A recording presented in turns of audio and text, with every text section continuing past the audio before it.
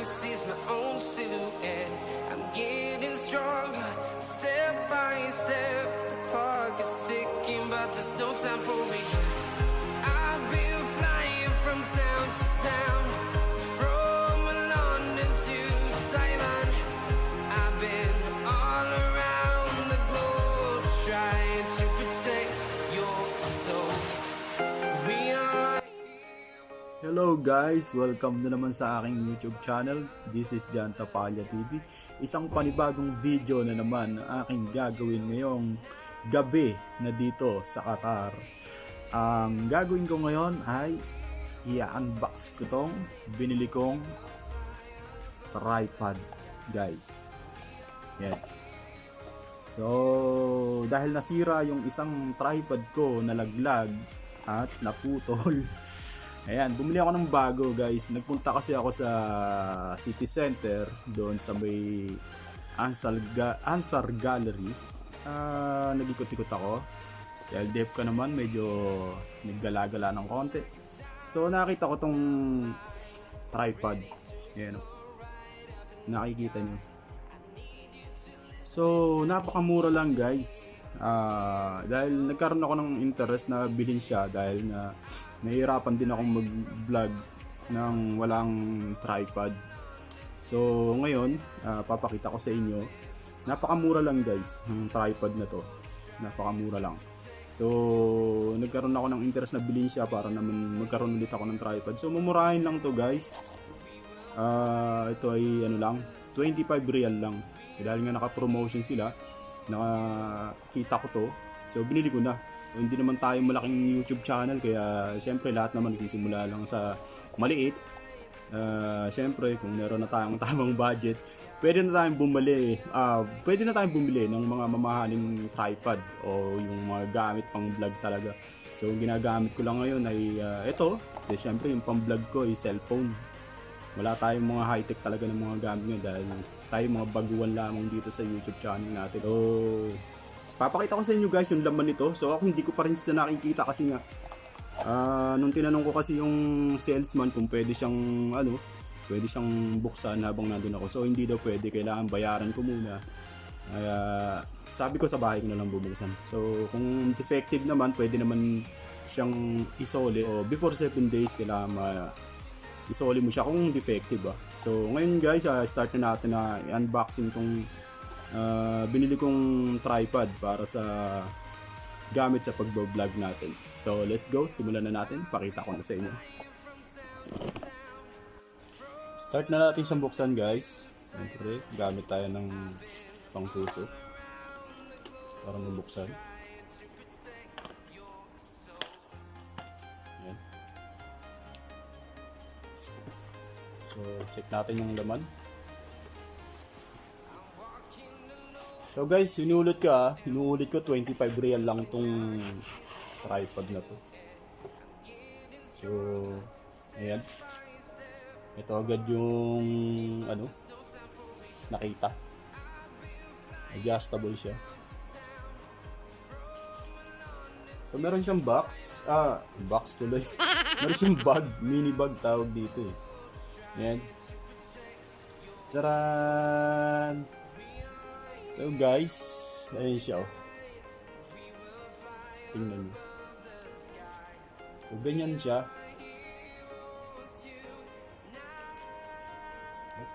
Meron siyang adjustable siya guys. Pwede siyang iikot. Ayan. Na-adjust siya. Tapos maaangat. Pwede siyang humaba. Ayan. Pwede siyang pahabain. Dami niyang guys . Dami niyang lock dito. Ito naman para dito siguro. First time kong gumamit nito. Siguro pag-aaralan ko na lang siya ulit. Ayan . Tapos para siyang meron ng dito. Itong kulay green na to guys. Dito mo makikita kung pantay yung cellphone mo. Para siyang nibel. Yung pang tiles. Ayan, naka-label siya. So malalaman mo kapag yung bula nasa gitna. Ayan, umuusad yung bula.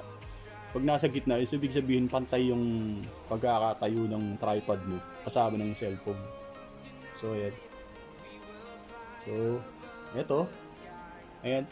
Kakabit natin siya dito sa taas. Ayan. So, syempre, eto sa ilalim yung kanyang lock. Try na natin i-fix tong nabili natin para magamit na natin next na vlog natin. Ikot lang.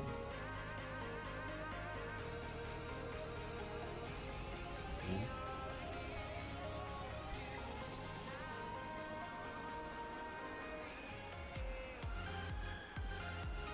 So, nalalak naman siya guys. Ayan. So, kailangan pantay para maganda yung kuha ng video natin. So, pwede mo na siyang ilak dito sa ilalim. Ayan. Nailalak siya dito sa ilalim guys. 25 real lang guys. So, nakabili tayo ng ganito. Kasi yung isang tripod ko, nalaglag kasi yun. So, nasira. Buti na lang nung nalaglag siya, hindi kasama yung cellphone na ginagamit ko pang vlog. So, ayan. Pag gumaganyan siya, meron din siyang lock dito para hindi siya gumagalaw. So, ito yung lock niya dito sa likod para hindi siya nagagalaw ng ganyan. So, lock natin. Ayan. Lock lang natin siya. So, hindi na siya nagagalaw, guys. Oh, hindi siya nagagalaw. Matigas na. So, ayan. Tapos, ito naman ang purpose nito, guys. Siguro, ayan. Ito siguro ang purpose niyan. Pwede mong iganon. Pwedeng nakatayong ganun yung cellphone mo. Try natin guys, subukan natin. Yan. Atakan lang natin. Yan. Wow. So yun. So kung gusto mo nakafix na nakaganyan yung iyong cellphone for vlogging, ito pala, ito guys. Ito, para gumalaw pala siya, pwede siyang pagganyanin yung cellphone. At pwedeng pagganyan yun. So kung gusto mo ng ganyan, so luluwag mo lang pala to. So kung gusto mo nakaganyan pala yan, so ito sisikipan mo lang, adjust mo lang pala. So sorry. Alam niyo naman medyo hindi tayo sanay gumamit ng mga ganito talaga. So yan, demo ko na sa inyo guys. Yan. Pag ganyan ang gusto mo, so ito hihigpitan mo lang tong mahaba. So ang galing no, napakaganda. So eto naman, ang purpose siya, hindi ko alam ano purpose nito. So ito, para umikot siya. So ito pala guys, ito, para umikot siyang ganyan. Yan. Pag niluwagan mo to, pwede mo siyang iikot-ikot na ganyan. Yan. So pagka sinikipan mo naman, pag sinikipan mo siya, yan. Yan, sisikipan natin. Hindi na siya maiikot basta-basta. So, yan. Hindi na siya maiikot basta-basta. Ito namang isa, para ma-adjust mo siyang pataas, pahaba siya guys. Yan. No? Ito. So pag nilak mo naman siya, hindi na siya may tataas. So naka-fix na lang siya na ganyan.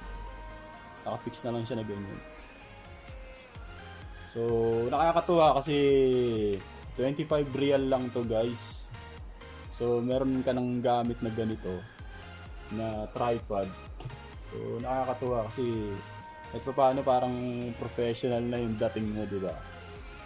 So na-adjust siya. Yan.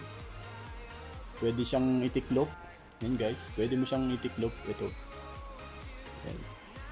Tapos pag magbablog ka, pwede namang hawak mo ganyan na lang. Or siguro pwede sa gitna, ganyan. Ganyan ang paghawak mo pag nagbi-video ka, pag nagba-vlog ka. Pwede yan nakaganyan, di ba? So ayun. Meron pa dito, ito. So ito naman, ito na-adjust to. Kung gusto mong i-stand, ipatayo mo siya. Ayan. Mahaba siya guys. Tapos ito. Ayan. So, ang vlogging mo ay nakatayo ka. Tapos medyo malayo-layo ka ng konti.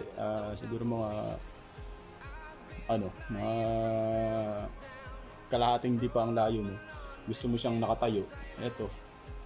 Adjustable naman siya guys. Pwede siya nakatayo. So 25 real lang. Siya meron ka ng ganito guys. Di ba? Meron ka ng ganito. So tingnan nyo.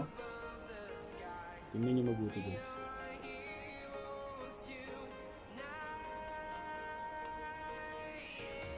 So astig ang dating niya sa 25 real. Meron ka ng ganito. Napaka useful naman itong tripod na to. Ayan.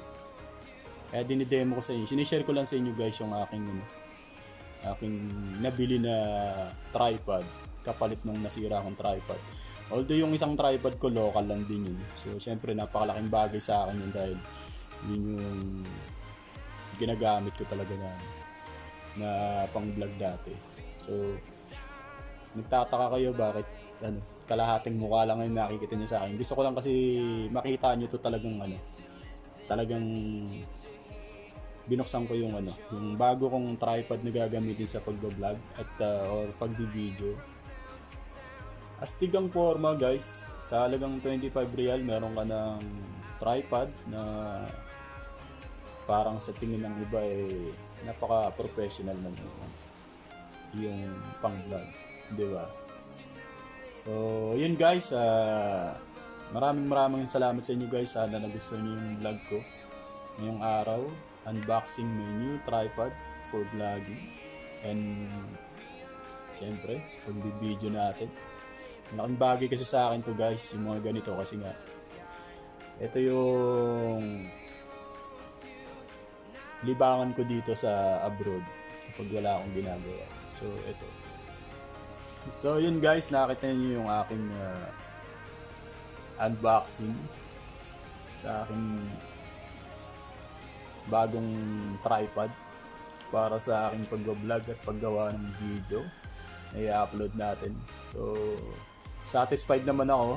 Siyempre, mura lang naman to, 25 real lang.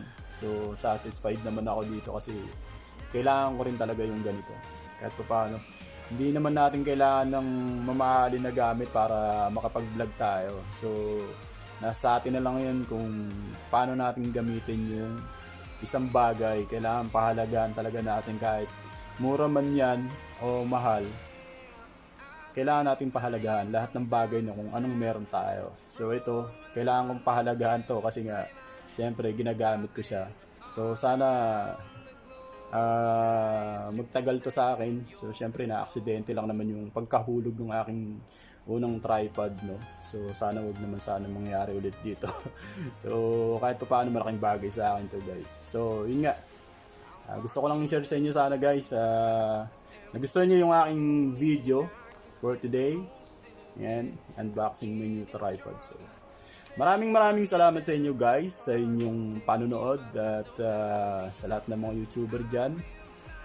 Go lang tayo, huwag tayong sumuko kung ano man yung gamit na meron tayo, kahit mumurahin man yan, basta tuloy-tuloy lang tayo para makagawa tayo ng mga videos o content na gusto natin. Salamat sa suporta nyo guys at inyong nagustuhan ng aking video for today. Huwag nyo sanang kalimutan i-like.